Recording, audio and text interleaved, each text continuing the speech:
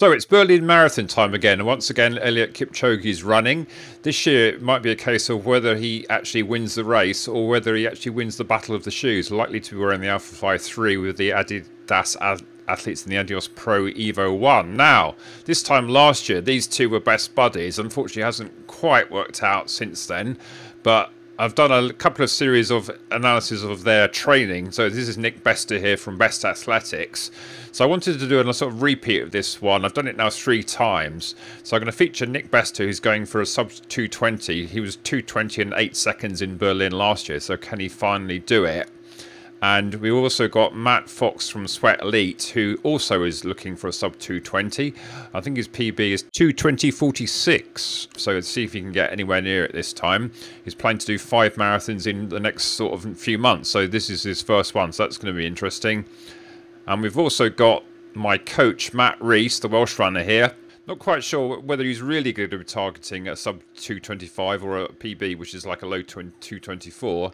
But knowing Matt, he'll be keen to do as best as he can and have a good showing on the day.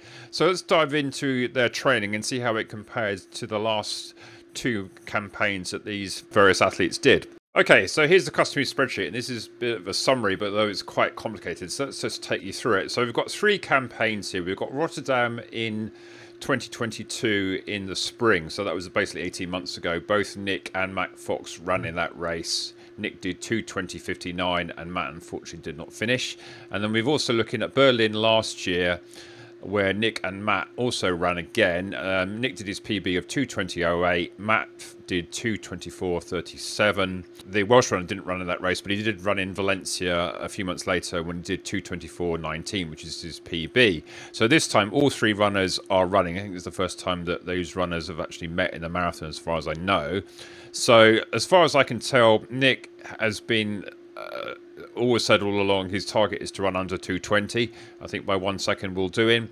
Matt Fox seems to be a bit vague on his targets. I think one minute he sort of says he's in 217, 218 shape. Next time he's just talking about doing a PB, or other times he's just sort of like talking about having a good race. Matt, the Welsh Runner, hasn't been so candid about where he's at. I think he's probably hedging his bets a bit. Look, I don't think he quite knows what marathon shape he's going to be in, but let's just say that for the sake of argument, he's looking for a sort of a good run, and a good run for him would obviously be a PB, which is currently 2:24.19, so anything 2:24.18 or better is obviously going to be a good one. So what I've done is similar to last time. I've taken the 13 weeks prior to the taper week. So basically I'm taking a 14-week block. Now I know this time all the 3 athletes I think did quite short blocks. I think they were talking about doing 8-week blocks, where the 8th week was this last taper week coming up. So I just did it for the 13 weeks so I can make these direct comparisons. So what I've done is I've totaled up the number of miles each runner ran in this period. So 13 weeks in this time would be from the 19th of June to the 24th of September. And this current week, with the race day when this video goes out on hopefully on the 24th, I kind of ignored that for the purposes of this analysis. So you can see here that Nick did 1,081 miles for Rotterdam.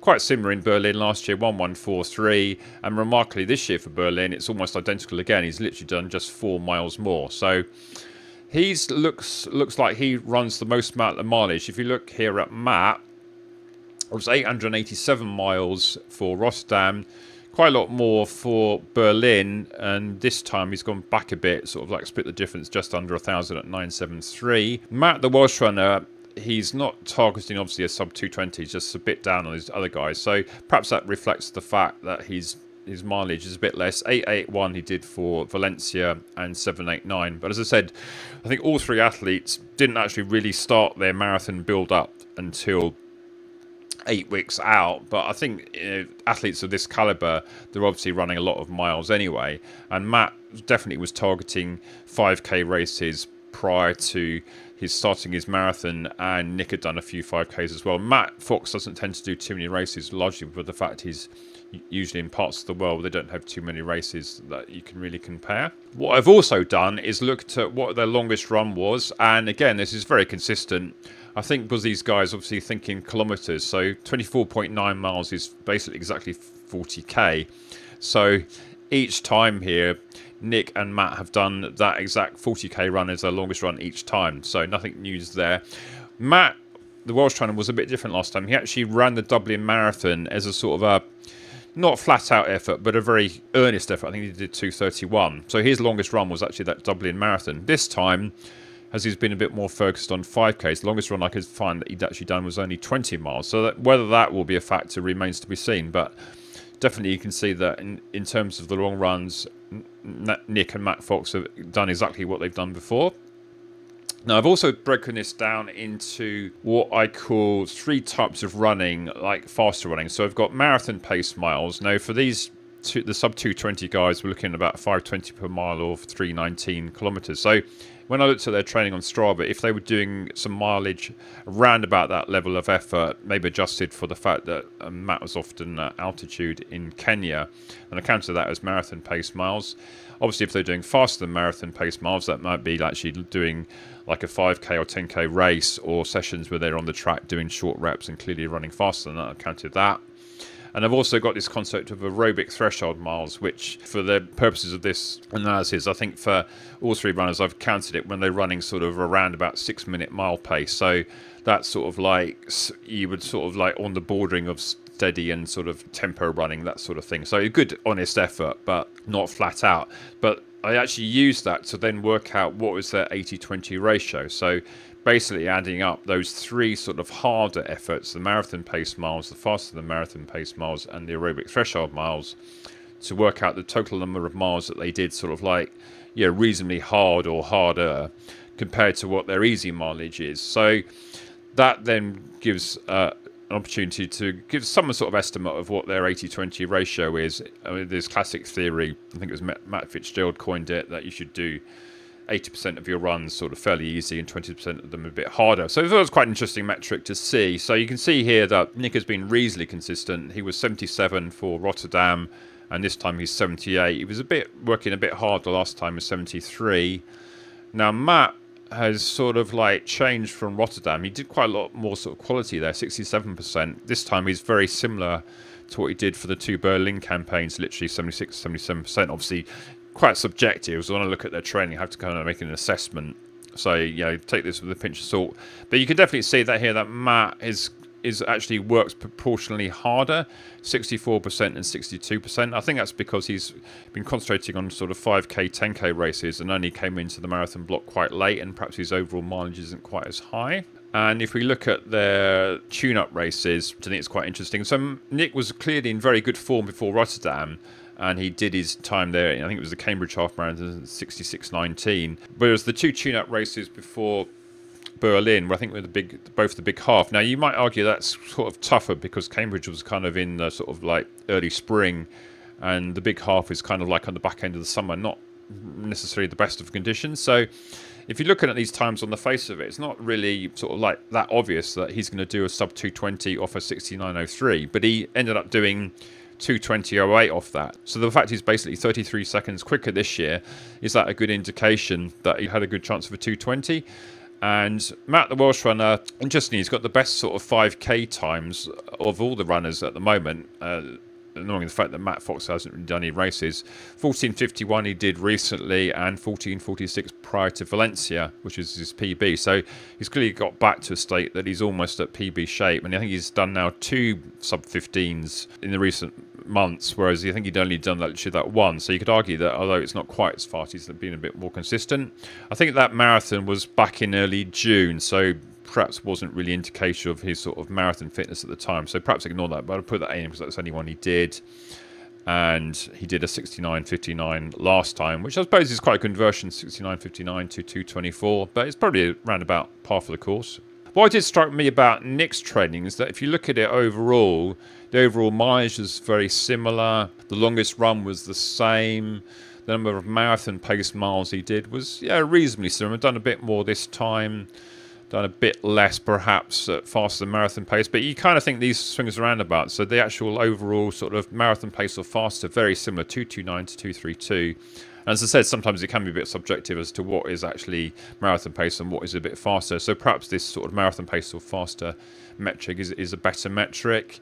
And Matt this time did slightly more miles, sort of harder, perhaps a bit harder for him because of the fact he's did most of his training of late in Kenya, obviously at altitude.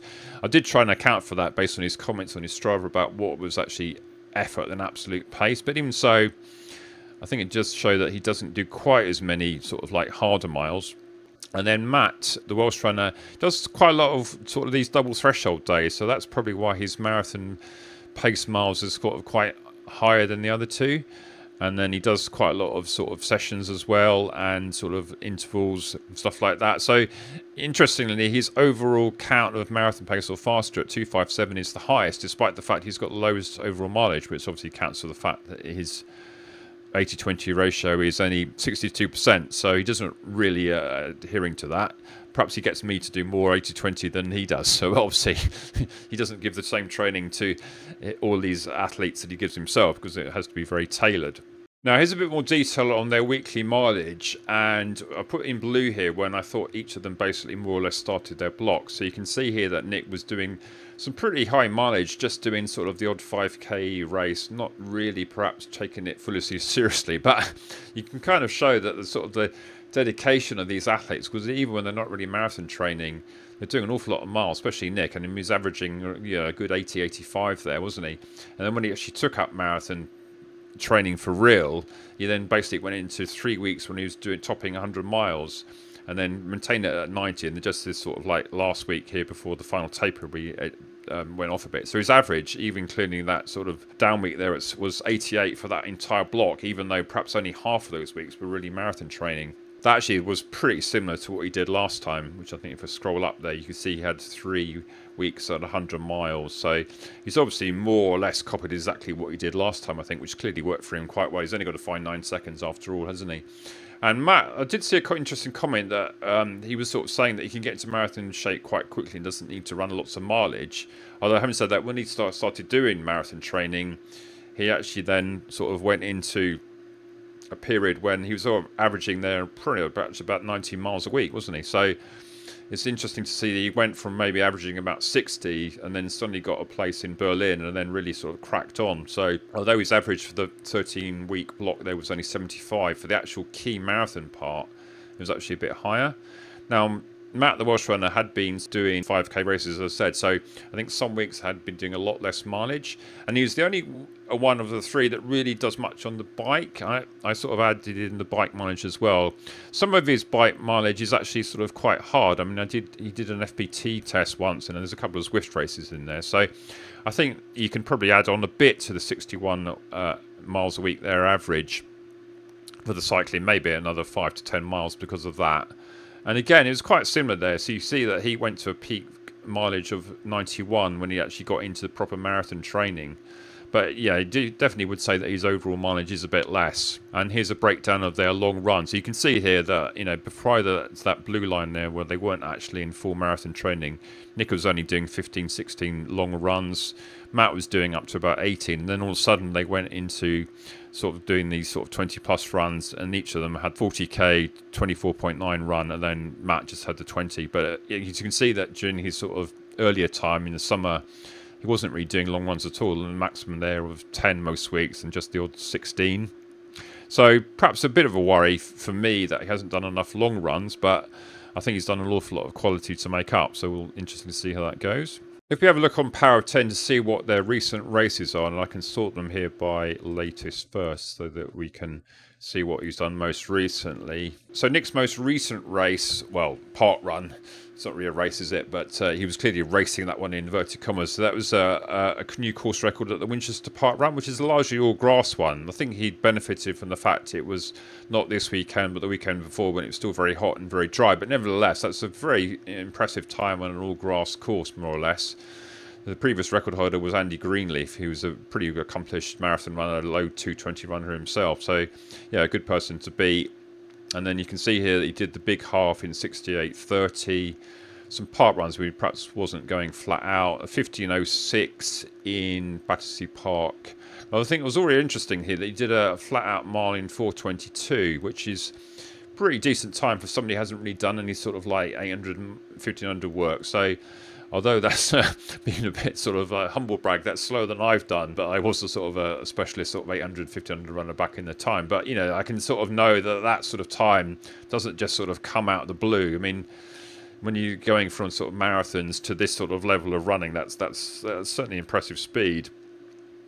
And he did the Copenhagen Marathon with Anya Culling, as you remember. London, I think he was just pacing the sub-3 group. Cambridge there back in the spring, 66.54. So compared to the big half, he was running a lot better last spring. But I think that's partly weather-related. So be interesting to see. Did 2:21.27 in Seville. So you got 2:20.59, 2:20.08, 2:21.27.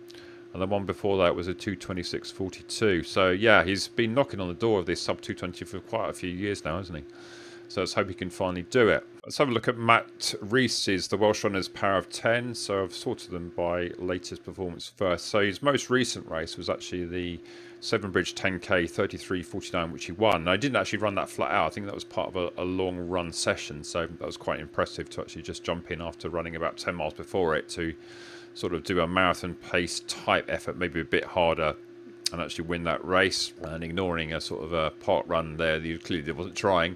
So he's, yeah, as you can see there, you've got two sub 15 5Ks, and then the most recent one being slightly quicker than the one at Cardiff. So I think he was very pleased with that. And also you got some impressive here, 4 mile here, literally at 5-minute mile pace exactly, and some decent 10Ks just under 32. So, yeah, some pretty impressive races there. Another 4 mile at 20:10, but not really that longer races, are there? So the longest race he'd done prior to that was 72:16 at the Swansea Half Marathon, coming 7th back in June. I'm not quite sure whether that was that day, but I think clearly he's gained a lot of fitness since June, so I'm not sure that we can read too much into that. His last marathon was 2:29 in London, didn't go quite as well as Valencia, which is his PB there, 2:24.19.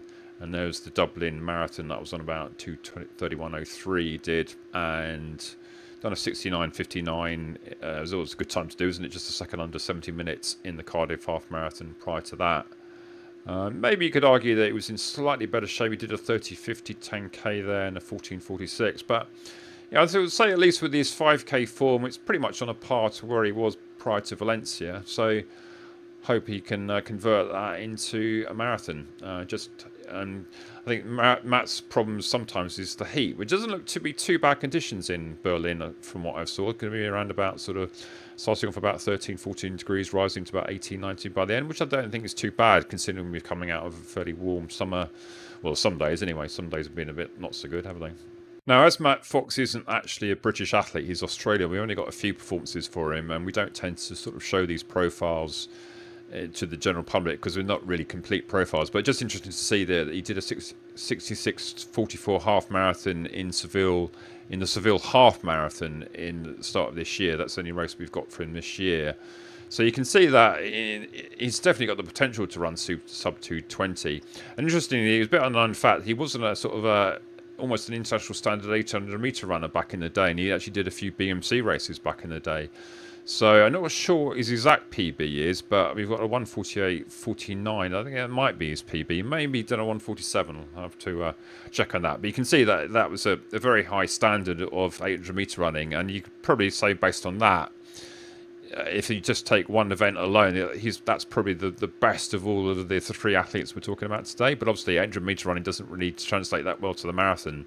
And you can definitely say now that Matt is a marathon runner. Well, that's sort of what he seems to put all these efforts into. So let's go back to the summary. Sorry, this is all a bit rushed, but I had to get this analysis done on Saturday evening, and hopefully you'll be able to sort of watch this before the race starts, or maybe during the race, or maybe useful to have a post-race analysis of how they did. So what do you think are the prospects? I think there's a reasonable chance that Nick's going to break 220, and I think there's also a reasonable chance that Matt will do it as well. Matt Fox, that is. And I think there's a good chance that Matt, the Welsh runner, will have a good race. So I'm standing on the fence there a bit. I think marathons are so unpredictable, aren't they, really? It just depends how you feel on the day. But I think all three have got a good chance of having a good race. Perhaps Nick might be the best prepared of the three. He's been perhaps a bit understated in terms of his preparation, I think, on social media this time. I don't think he's really been so much sort of like putting a stake out on the big sort of half marathon races like he was perhaps prior to Rotterdam, which may stand in his good stead, but showing some very good short distance speed, and his overall approach seemed to be almost identical to it was this time last year. So he's only got 9 seconds to find.